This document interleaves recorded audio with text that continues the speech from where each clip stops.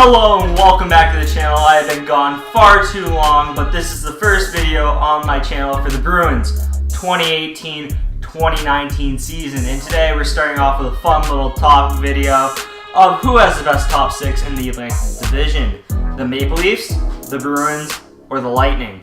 Before we go over that, however, I'd like to show a few new pictures and things I got for the set this year that I didn't have for the last season. First being the Ray Bourque autograph. It is actually signed to Patrick. Best wishes, Ray Bourque. That's an awesome thing. My aunt got it for me. Thank you, Auntie. Second thing I got, which I've had this but I didn't have a place to put on the last set, is my Brad Marchand autograph. Brad Marchand is my favorite player. Just plays hard. Is a little dirty, but you know, he's exciting to watch. Enjoy watching him. Been a fan since like 2010, 2009. Anyway, that's awesome to add too. But the last thing I have to add actually is a beer league trophy. This summer, me and a couple buddies signed up for a beer league, and we won, and I volunteered as captain, so I got to take home the trophy. Pretty cool. It's pretty sizable too. Like, it's not a small trophy, but it's pretty awesome to add to the set. I'll use it to hold up the whiteboard this year. Okay, so I forgot a team in the intro, but a lot of people forget about this team all the time, and that is the Florida Panthers, who are basically in the Miami area. Hockey, Florida, unless you got a really good team like Tampa Bay, you're not going to be as popular. But surprisingly, this team has one of the best top six in the league.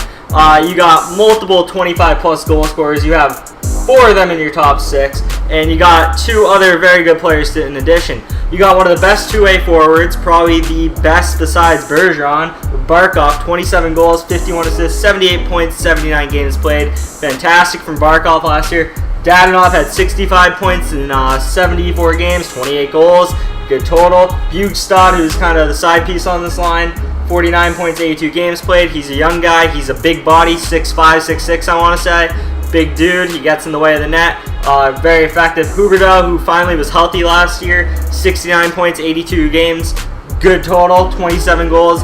Beat the 25-plus mark, which is very notable. Trocheck, one of the most underrated players in the league by far. 31 goals, 44 assists last year, 75 points, 82 games. And then on their wing, you got the newly acquired Mike Hoffman. Flip to San Jose, then flip back to the East Coast. Pierre Dorian, what are you doing? 22 goals, 34 assists for Hoffman, 56 points, 82 games played. This is filthy. Can they be good on the backside, their defense? Who knows? But I felt like even though they may not be one of the top contenders in the Atlantic, they're probably the 4th best team in the Atlantic, and they're way above the bottom 4 in my opinion.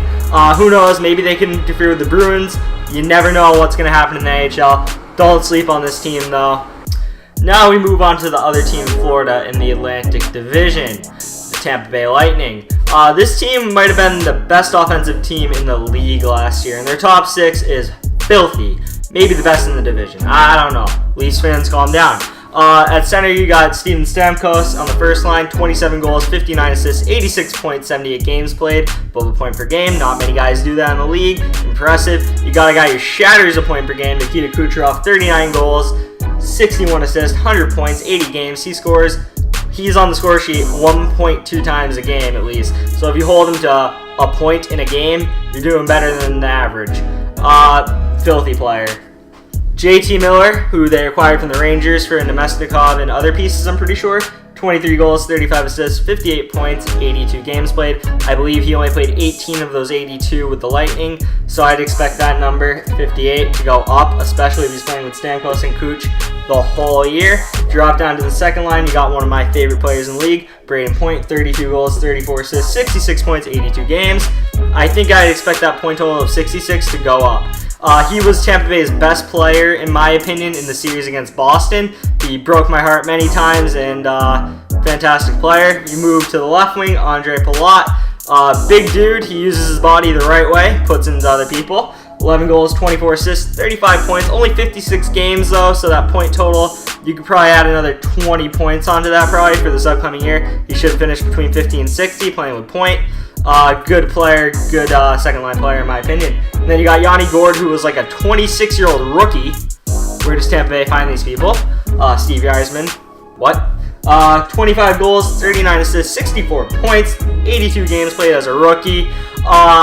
I honestly don't know how good in reality Yanni Gourde is, but if you put up this total in his rookie year, good chance he can most likely do it again, especially playing with a fantastic center like Braden Point. And I'm not really sure how much better the top line's numbers can get, because you gotta remember, if you add Nemestikov's points from Tampa there, you got probably like a 70-point player right there.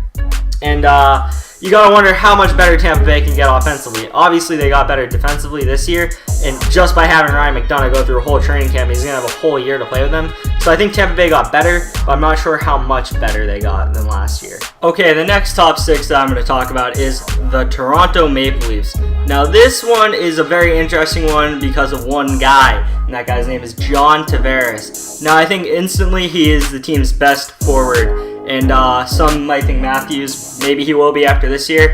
I have to see it first, but right now it's John Tavares. He's the most complete player on the team, 37 goals, 47 assists, 84 points, 82 games played, a little above a point per game. Matthews a little above a point per game too. I think a thing that Tavares hasn't had is players like Mitch Marner around him. So that point total, 84, if all 82 games are played, should be well above 90. Mitch Marner, 69 points, 82 games last year, should easily be above 80 if he plays the whole year with Tavares. Marleau, 47 points last year, 82 games. That should at least be 60 if you're playing the whole year with Tavares and Marner. Minimum 60. Anything less should be looked at as a failure. The first line, Nylander, Matthews, Hyman, is an interesting one because I'm not sure how much better Nylander can get. I think he's going to get better. That's 61 this year, playing with Matthews and Hyman. Hyman's nothing special. He's just kind of there to be in the top 6. They kind of use him to protect Matthews a little. I'm not sure how much longer that will last. Hyman's kind of like a third line player, but he's not awful on the first line. Points wise, nothing special. But this line, if Matthews isn't at a point per game and Nylander isn't at a point per game, I think the line kind of failed. Because for Toronto to be the cup contender, the true cup contender people think they will be, this guy, Matthews, Nylander, Marner, Tavares, all have to be at least above a point per game, with Hyman and Marleau both getting 60. Their defense is not that great, so the offense needs to carry them. They need Frederik Andersen to have a good year, but this is a truly special top 6, and it's either the first or second best in the division. Okay, last but definitely not least on this channel, the Boston Bruins. Now, this top 6 has the most question marks on it of any top 6 in this division. Now, that has nothing to do with the first line, which I think, in my opinion, is the best line in hockey if together, and that's Marchand, Bergeron, Pastrnak. Marchand shattered points per game last year, 85 points, 68 games played. That's insane. If he played the whole year, he probably would have been over 100, but suspension/injury took away from that. Bergeron, 63 points in 64 games played, almost a point per game, which if Bergeron's doing that, he's on a completely different level because of his two-way game as well. They got Pastrnak, the young guy. He's still in his low 20s, like I think he's 22, 21, something like that. 35 goals, 45 assists, 80 points, 82 games played. Now, the reason the top 6 has question marks has nothing to do with them. It has to do with the second line of DeBrusk, Krejci, and most likely Ryan Donato, or at least what looks to be Ryan Donato. If it is, it is, but who knows? But right now it looks like Donato. Donato last year, 5 goals, 4 assists, 9 points, 12 games. Very good total for someone straight out of college. Came from Harvard, played with us immediately, had the goal-scoring touch, was held out of the playoff lineup for reasons I disagreed with. DeBrusk, 16 goals, 27 assists, 43 points, 70 games played. Now, both players, especially Donato with the 12 games played, their point total should skyrocket this year. DeBrusk looked great in the playoffs, so you'd expect those numbers to translate. DeBrusk should go from 43 to 60 this year. I think he is a 60-point scorer this year. I like him. I like him a lot. He plays a lot of heart. He had that huge goal in Game 7. Krejci, who hopefully will be more healthy this year, 64 games played for both first and second line centers. Bruins did very good with Riley Nash playing up lines before, like lines he probably should never be on. But these two guys need to stay healthy. Krejci especially, because even when Krejci was playing last year, I think he was injured. Krejci's fully healthy, big if. He should get 60 points. Donato, I think, could have a very Kyle Connor-like season. Kyle Connor, young player for Winnipeg. He had 30 goals last year as a rookie, or 30-some goals. Donato has that capability, and I could really see that happening. It would be awesome to see, and I think he can. The question, I think, is whether you keep Pastrnak on the first line or move him down to help the second line. I think this line has too many question marks to be a line in the top 6, and you should really consider dropping Pastrnak down to make the line more complete. Pastrnak can carry a line, and I think that's a smart thing to do. Whether it's done or not is to be seen. So now we get to the fun part where we can compare them all. I wrote down all of their combined top 6 games played last year, their combined points, and then I did the points per game. So as you can see, the Bruins, far less games played than everyone else because of injuries to Krejci, Bergeron, Marchand, DeBrus, hammered. Whereas like Florida had 5 people with 82 games, so they have a staggering 481 games played, which is far more than anyone really, except for Toronto, shortly behind. But 360 games played, 324 points. Best points per game was 0.9. Now for direction, I'd say it's gonna be better because you're gonna have more games played. The points per game won't go up, but they should get a similar points per game, just with boosted numbers. So I'm gonna put a little dash here. It'll probably drop to like a 0.8 something, like a high 0.8, you think? But yeah. For Toronto, 0.77 points per game, 472 games played, 364 points. Very good total. Addition of John Tavares. Obviously, they're trending up this year. Tampa Bay, you already know, they had a 100-point scorer last year, Kucherov, 86 with Stamkos. Decent second line, very, very good second line. Hard to see them getting better after last year when they were just so good on the offense, so I'm going to give them a dash. Don't see them digressing. Kind of like the Bruins. Should be similar. The Bruins just need more games. The Lightning put out this, along with the addition of Ryan McDonough for the whole year. You should be looking at a very likely, hopefully for you guys, a cup run. You guys should have a cup run in you. The Panthers, 0.81 points per game, more than the Leafs, surprisingly. 481 games played, 392. I'm going to say this goes up just because you add Mike Hoffman in, you add their younger players like Trocheck, Huberdeau, Barkov getting a year older, you'd think they get better. So I say that trends up. Now as for ranking them, I think 4th, I'd probably go Florida.